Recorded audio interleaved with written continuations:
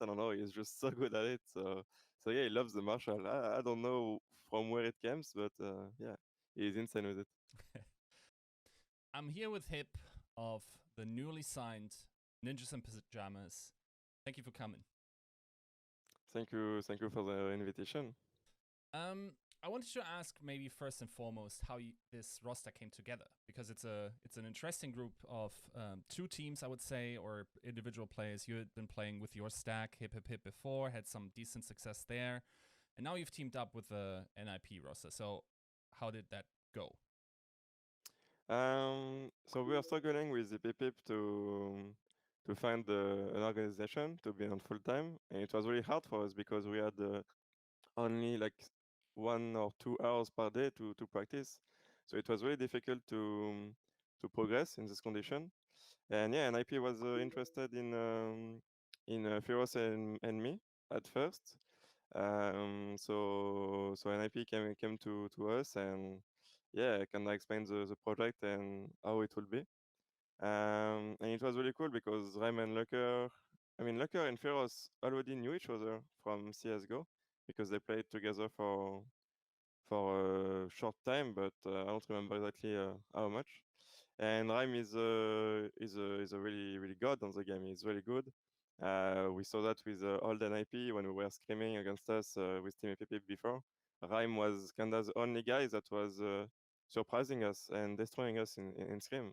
So joining this project was kind of it was just logic, for Firos and me. And then we needed a fifth, and we wanted one of the best players in Europe right now, and I think CREA was a perfect fit for that. So yeah, that's how we came up along. Yeah, and that's interesting. Like the late CREA pickup is interesting to me because he now seems to be doing a lot for you guys. So occasionally he's lurking, then also entering his sites. And at least from the initial footage we got, you two are playing a lot together. Is that just coincidental? Is that something you've created with intent? Or how did that come to be? I think we are trying to having Firos as leader in game. We are trying to do what we were doing in EPP actually.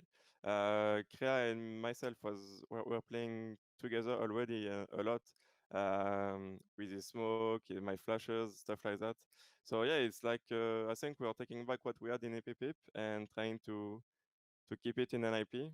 And yeah, for now, I mean, we only play since Monday together, but I think it works really well for now. Yeah. Can you explain to me why Korea seems to have this love for the marshal? I don't know. I don't know. Actually, it was on Heisant. We realized that forcing on Heisant when we lost the pistol round and buying Marshall was actually pretty good. And I don't know, Kia is just insane with the Marshall.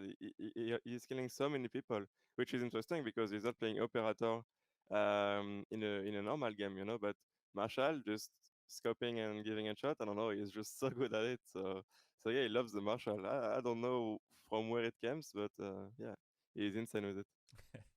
um, we've already talked a little bit about how you created the team. What's the social dynamics like? Do you have like a hard shot caller? Do you have specific entry roles and lurk roles? Do you have them hard assigned, or are you still in the process of figuring that out? No, we are still in the process. We are trying stuff, and we are open to a lot of ideas. Even about the agent, maybe tomorrow I will play Sage, maybe Lurker tomorrow will play Rena. We don't know yet how it will be exactly. We are trying things out. It's kind of hard because of our first week of practice, we have the biggest tournament on Valorant, so we cannot try as we want. But in the future, in the next weeks, I think we will have a lot of challenges, and yeah, we will see how it goes. But we are still in the process for sure. Yeah, you mentioned Sage, and that's an interesting topic, especially when looking at NNA, because her play rate dropped below 80% now. What do you think of Sageless comps? Um, when the game came out, so with Ascent, there was a big nerf on Sage, And in Team PvP already, we wanted to try to play without it on every map to see how it goes. And we actually liked it, but it was a really different game play style. So yeah, I think Sage is still pretty strong right now, but I'm not surprised that some teams doesn't want to play with it. And even us, I think in the future we will try some comps without Sage. Yeah. Another interesting thing was, and that's also true, for instance, for a player like Scream for Fish123. I would say like 2 weeks ago or longer, there was this matter of playing Reyna on Ascent. Now everyone seems to have gone away from it, and maybe possibly you could say plays a little bit more in A style with the Breach. That's also true for you. How has that developed? What's the thought process there? I think both are really good. Reach is more about. I think it depends on your team play style. To be honest, Reach is more is really good to expose on a site if you want to push CS5 with smokes and flashes. Breach is really perfect for that. But if you want to have a play style where you will go somewhere alone and try to get a pick or something like that, or push on your side alone, I think Rena is way better to do that than Breach, because Breach the flash can be dodged. I mean, players used to it now, and they can dodge the flashes really easily if you want to take a zone alone. So yeah, I don't know. I think both are still really good. It just depends on your team playstyle. It's interesting then that right developer Morello talked about potentially buffing Breach, and I assume that is also based on stats more from ranked than pro play. How do you perceive that? Does he need a buff in professional play? Um, I don't think he needs a buff. I think Breach right now is really good, but I'm really interested in which buff they will do if they do that, because like, is it on the flashes? Because right now I feel like the only weak thing is the flashes are super easy to dodge. I feel like so. So yeah, but if Breach flash are too strong, then the agent will be broken. So I don't know. I don't think Breach needs a buff, but we will see. Yeah. Of course, a lot of people know you from the Overwatch League, and it's therefore interesting to see what your take is. Maybe the different environments. What was it like to practice in the Overwatch League? What's it like to practice now, and how that has worked out for you? Yeah, it's really different. The way we have to practice, the way the game is as well. It's really different for me, and I think I still have a lot to learn. Um, like for example, on in Overwatch League, I was playing 6 hours per day, and we could have our coaches and our staff in spectators, in ops, and they could see everything, you know. And in Valorant, people don't like that. They don't want any ops for now, because there is not the coach mode yet. And yeah, it's very different about that. The mentality of practice is very different. The mentality you have to play the mentality you have to be in when you play is very different as well. Honestly, it's really a new game for me, Valorant, about a lot of stuff, and I have a lot to learn, I feel like. Do you feel you bring something over from Overwatch that you could apply? Sorry again?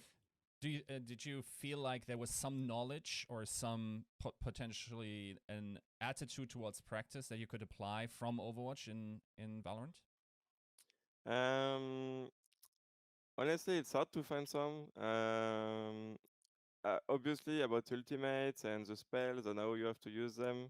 Uh, I think, yeah, I have something to give to my teammates about that.